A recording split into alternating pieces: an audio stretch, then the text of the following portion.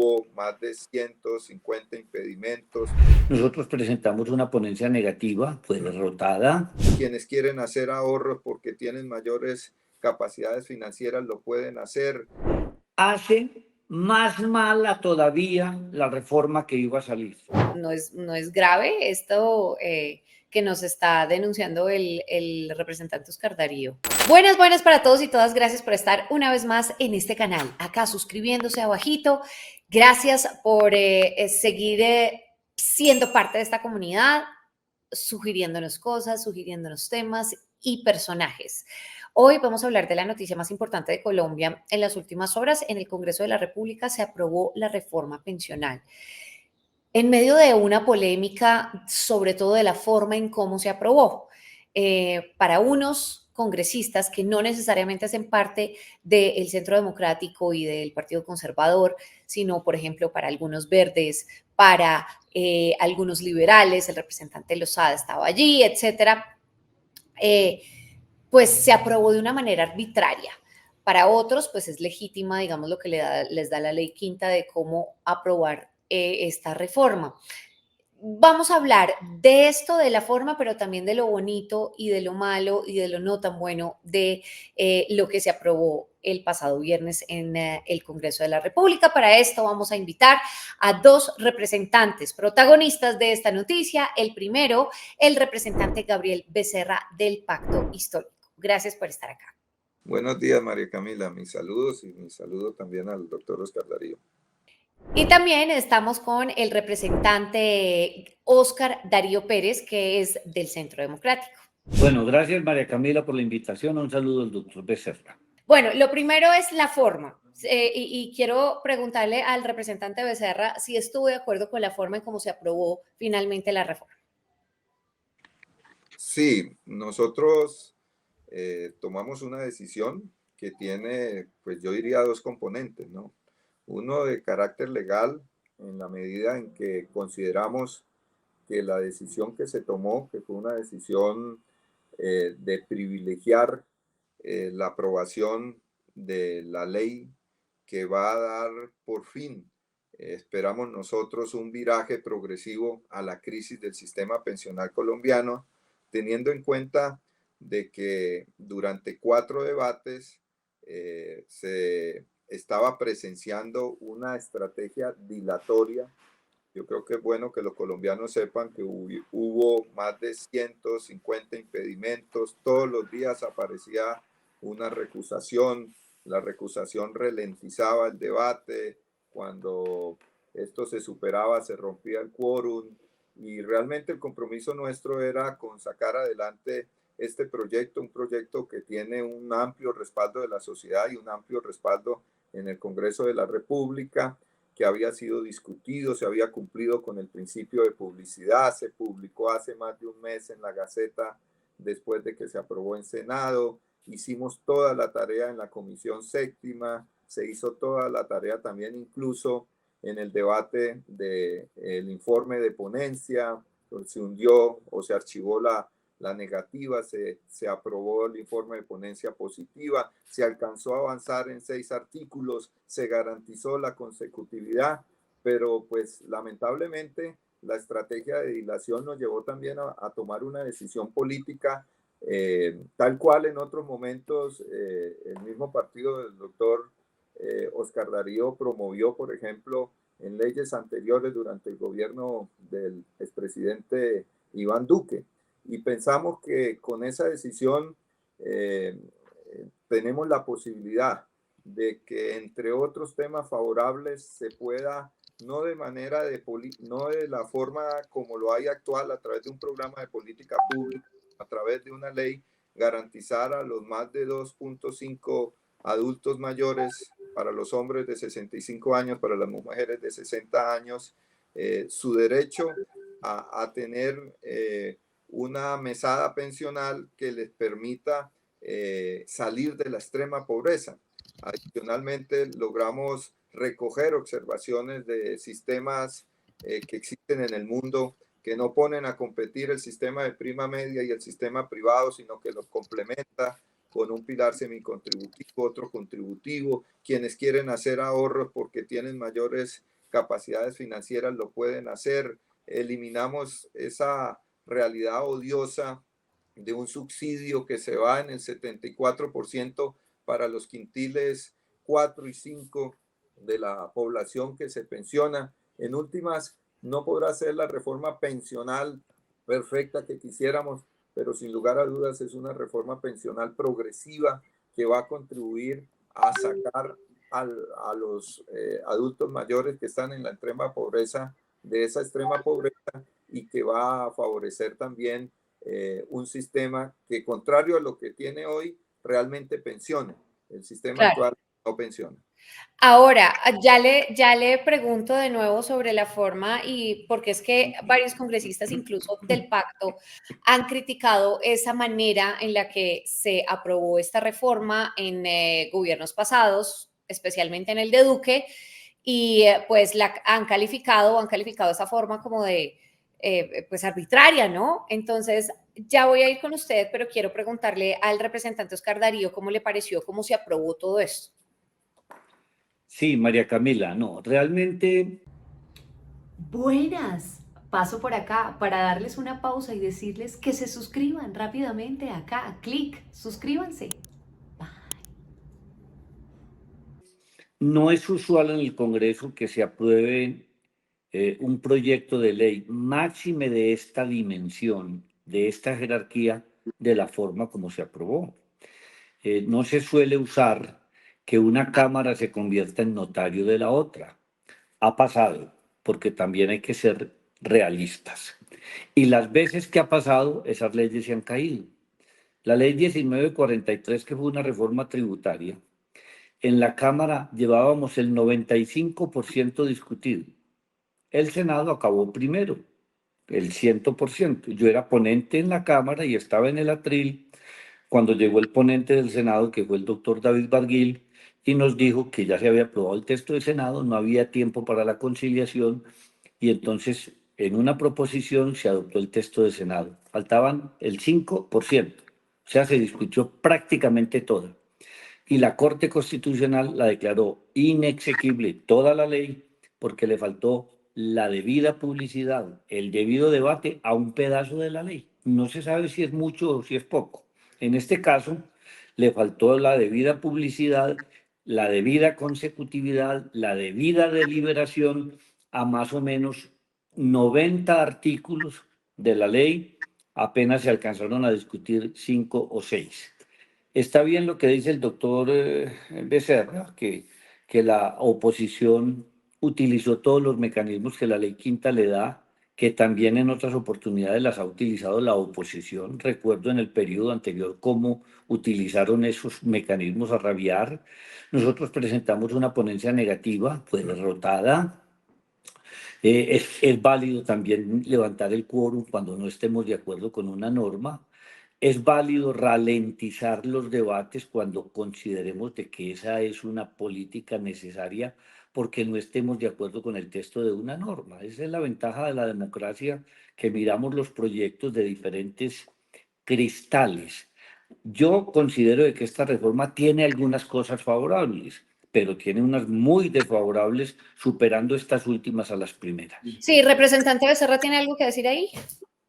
No, yo creo que estamos frente a una diferencia que tendrá que ayudarnos a resolver la Corte con su ponderación. Entiendo que en otros casos no se ha garantizado plenamente el principio de la publicidad, que incluso se aprobó en una Cámara cuando no había sido todavía publicada la Gaceta en la otra. Y pues efectivamente será la Corte la que en últimas tenga que dar la última palabra. Nosotros tomamos una decisión política conscientes, entre otras cosas, que habían temas que no se habían incluido en Senado y que en el debate de la comisión se habían logrado incluir, que eran, digamos, en perspectiva, temas que mejoraban.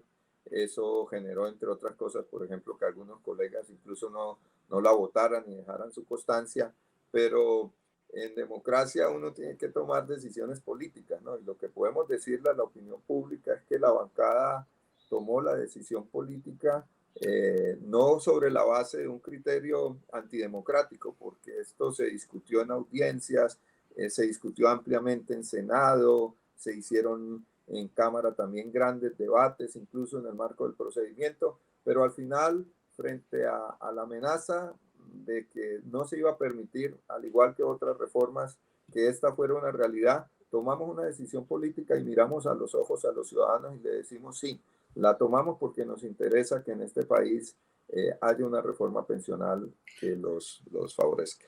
Ahora, frente a lo que ha surgido después de que se aprobó esta reforma, pues ha sido muchas cosas, ¿no? Entonces, usted, representante Oscar Darío, ha advertido y ha encontrado y ha denunciado que encontró un mico en el artículo 84 de esta iniciativa, con el cual se cobraría un impuesto a partir de que uno cotiza cierto monto de pensiones. Explíquenos esto, por favor, porque es muy importante lo que usted encontró ahí. Bueno, María Camila, mire, al aprobarse el texto del Senado, todo lo que se le había cambiado en la Comisión Séptima de la Cámara y aún en la plenaria de la Cámara queda sin vigencia. No queda sino vigente la ponencia como salió del Senado de la República. Esa ponencia tiene unas diferencias sustantivas, es decir, hace más mala todavía la reforma que iba a salir.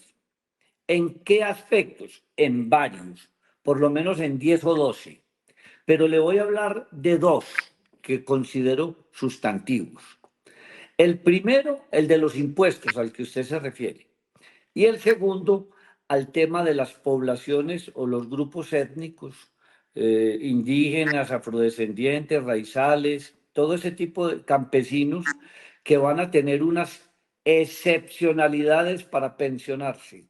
Como si ya no estuviera deficitado el sistema, le vamos a meter otra bomba, otra, que es lo que salió del Senado con el artículo 94, que en la Cámara se había, digámoslo, archivado ese artículo, porque es improcedente desde todo punto de vista. Vamos al tributario.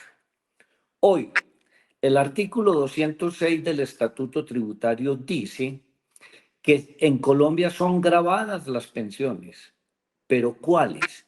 Aquellas que superan 1000 VT mensualmente. 1000 VT son 47 millones de pesos. Entonces, una pensión que en Colombia supere los 47 millones paga impuestos de los 47 para arriba. Hay pensiones superiores a esa cifra. Pero de 47 millones para abajo son exentas de impuestos, de renta.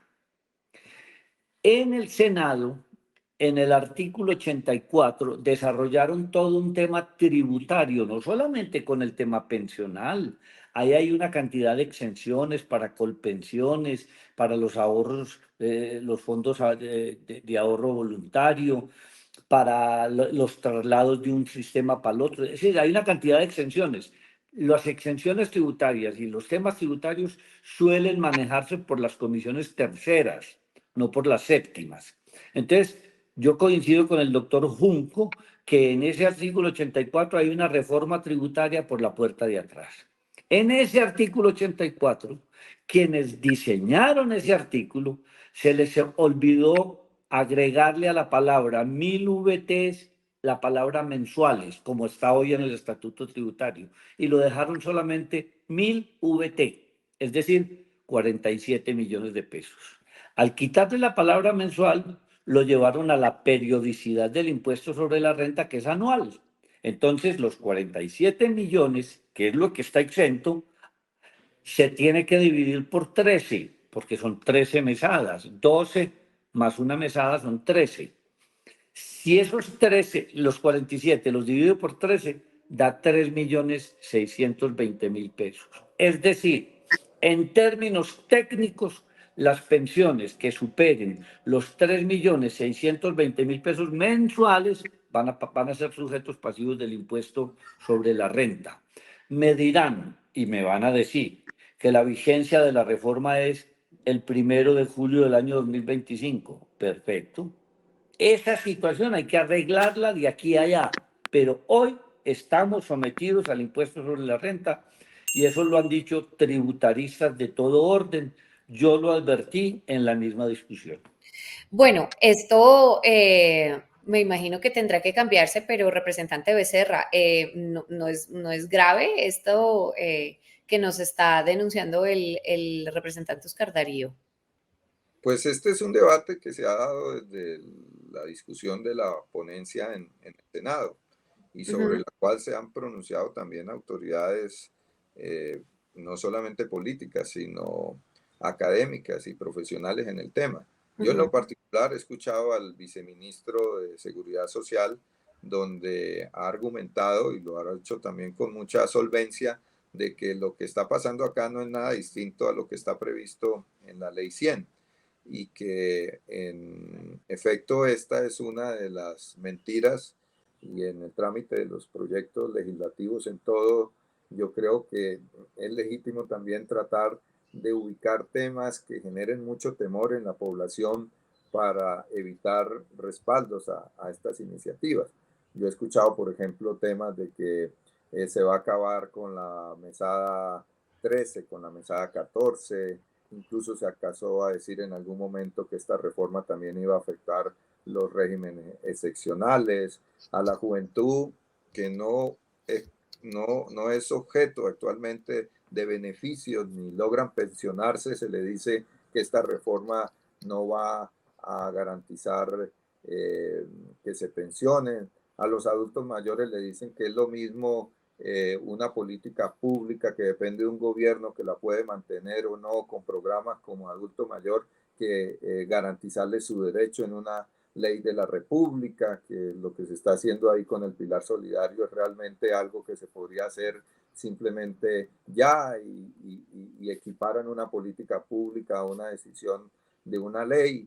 Y yo creo que en este caso nosotros nos inclinamos por las opiniones jurídicas y profesionales de los asesores de nuestra bancada y de los asesores del gobierno que le han transmitido reiteradamente a la población de que aquí no hay un cambio distinto a lo que está previsto en la ley 100 y que en este caso no habría impuestos. Creo que eh, sería arbitrario, no sería favorable eh, poder en medio de estas circunstancias entonces que justificar esto, pero es parte del debate también político, diría yo, contra la reforma. Sí, ¿hay alguna otra crítica que usted le tenga en lo que se aprobó de esta reforma, representante Pérez? Sí, no, pero clarísimo, hay varias críticas y voy a desarrollarlas. Pero respecto al tema tributario no hay duda. No, hombre, yo cómo me voy a quedar con el concepto del viceministro de Trabajo. Eso, por Dios, esto es de tributaristas. Exdirectores de la DIAN han dicho que al quitarle la palabra mensual, no en vano la tenía en el artículo, o la tiene en el artículo 206 del Estatuto Tributario. Entonces, si en el artículo actual tiene la palabra mensual, ¿a título de qué? ¿Quién le puede quitar la palabra mensual? O sea, ¿con qué propósito? En la ley 100 está también la palabra mensual. Pero es que la ley 100 no es una ley tributaria. La ley tributaria es el estatuto tributario. Y en el estatuto tributario habla clarísimo, 1000 VTs mensuales. Yo no quiero hacer escándalos innecesariamente. Quiero decirle al doctor Becerra, tenemos tiempo de corregir eso. Y Bueno, tenga la seguridad que lo vamos a corregir. Yo seré el primero que en el proyecto de reforma tributaria o en el próximo proyecto económico introduciré esa aclaración, porque afortunadamente el impuesto sobre la renta es anual. Entonces, supongamos que eso se hubiera tramitado como manda la ley, o sea, con el cuarto debate completo y no se hubiera ido la palabra mensual, pues eso no tendría aplicación sino a partir del 1 de enero del año 2025, porque las leyes tributarias se aplican un año posterior. Entonces, no quiero armar escándalos, pero esa es la verdad. Lo tendríamos que arreglar en el segundo semestre, si es que se hubiera ido como corresponde.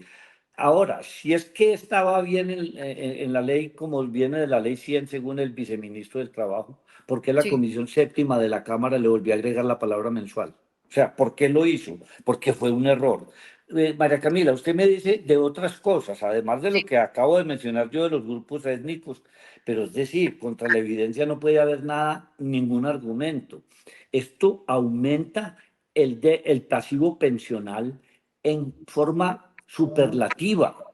Nosotros pasamos de un 121 del PIB de pasivo pensional a cerca del 200% del PIB. Esos son 1.300 billones a pesos de hoy que tendrán que pagar las juventudes, las nuevas generaciones, con una consideración. Los regímenes de reparto o de prima media en el mundo tienden a desaparecer y aquí antes los fortalecemos. ¿Y por qué tienden a desaparecer? Porque la gente está viviendo más, porque la gente tiene más esperanza de vida y se está envejeciendo. Y el bono demográfico, la natalidad es muchísimo menor. Mire, le quiero decir esta cifra. Hoy, por cada pensionado, por cada adulto mayor, hay 4,9 colombianos aportando. En muy poco tiempo vamos a estar con 1,9 colombianos. Es decir, los sistemas de reparto se vuelven insostenibles.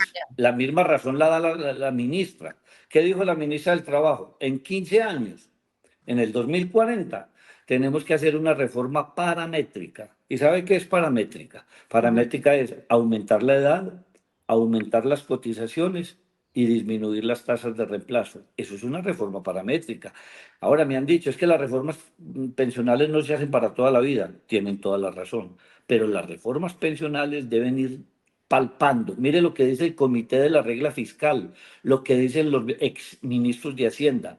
Esta es una reforma que no tiene el gran respaldo de la sociedad que dice el doctor Becerra.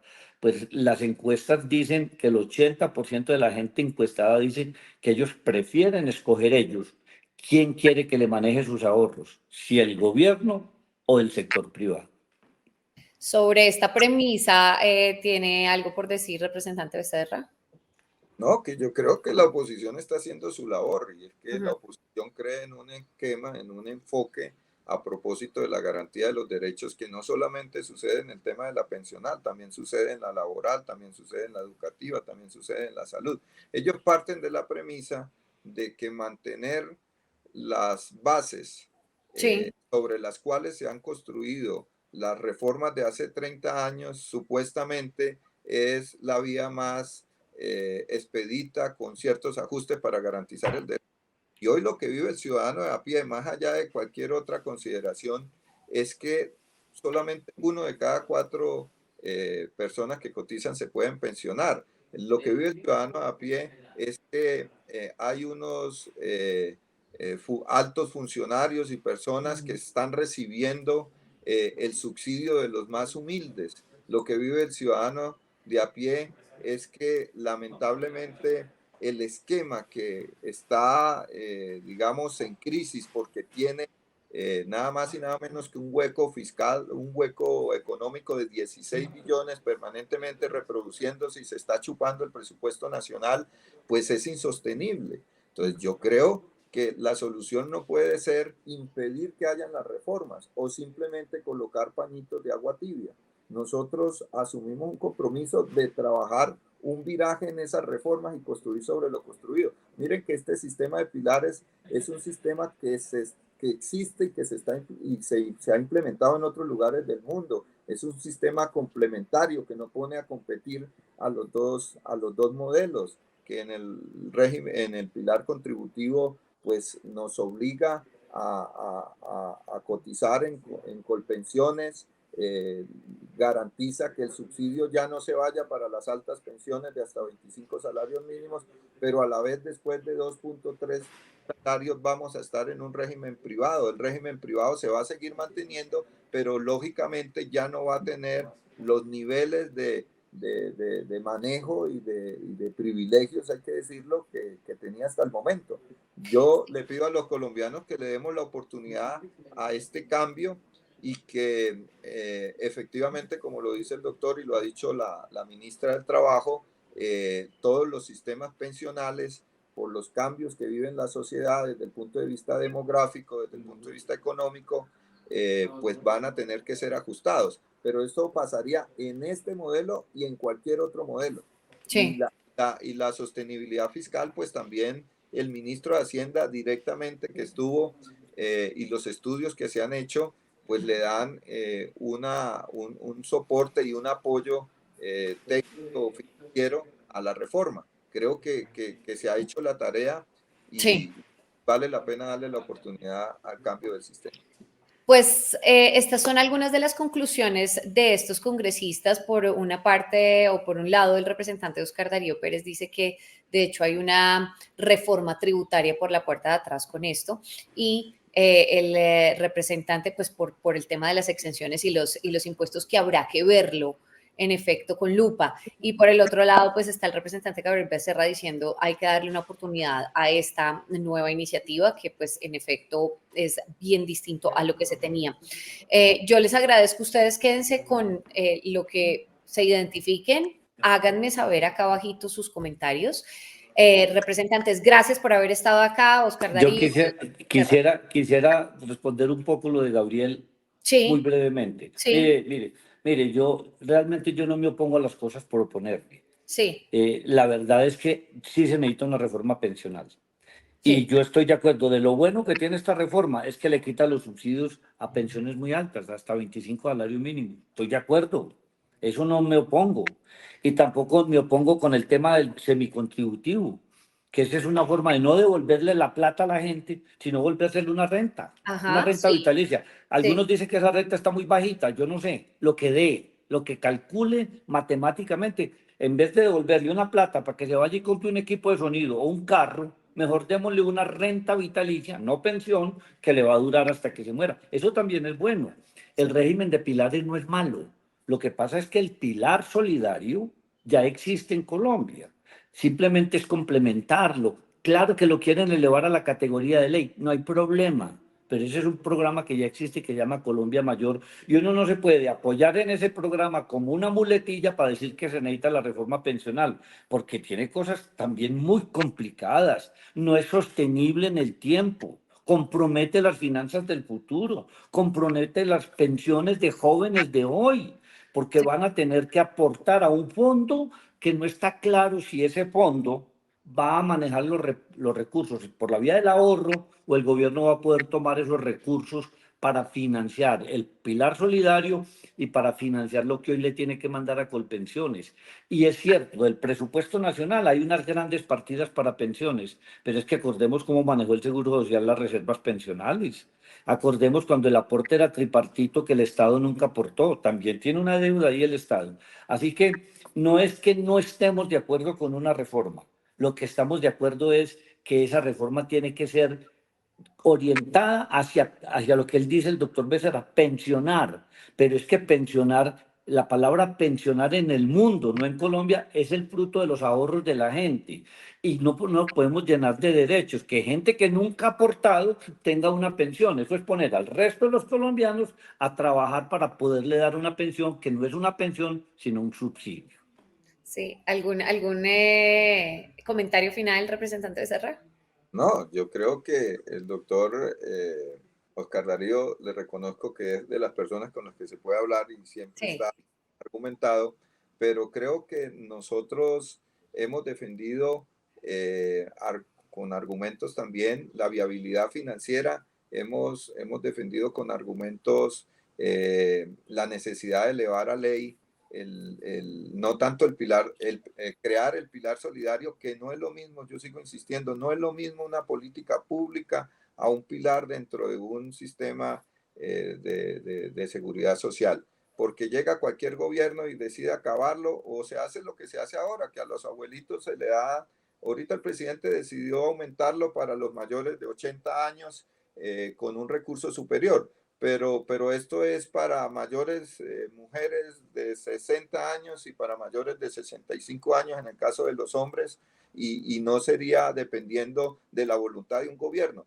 Aquí vamos garantizando, digamos, derechos y mientras el Estado tuvo que subsidiarle durante décadas a los grandes funcionarios del Estado, como el vicepresidente Francisco Santos, o los mismos gerentes de los fondos privados que promueven su negocio, pero se pensionan en Colpensiones, y el Estado tuvo la capacidad de hacerlo, generando las consecuencias pues, que hoy estamos viviendo. El Estado, con una reforma bien manejada, tendría la posibilidad de construir equidad, que es lo que necesitamos para que un sistema pensional progresivo llegue a más colombianos y colombianas y podamos tener, digamos, una vejez, no como la que hoy vive la mayoría de los ciudadanos. Una vejez digna. Sí. Pues les agradezco a ambos. Gracias por haber estado acá en este canal, representante Oscar Darío, representante Becerra. Gracias. Buenos días, Saludos. María Camila. Saludos, doctor. Gracias a toda la Saludos. gente que se conectó hasta el final de esta entrevista. Háganos saber qué opinan sobre estas posturas distintas a lo que se aprobó en el Congreso de la Reforma Pensional. Y más adelante, pues también tendremos a un experto en pensiones que nos cuente lo bonito, lo bueno, lo malo, lo feo de esta reforma. Mil y mil gracias y nos vemos más adelante. Chao.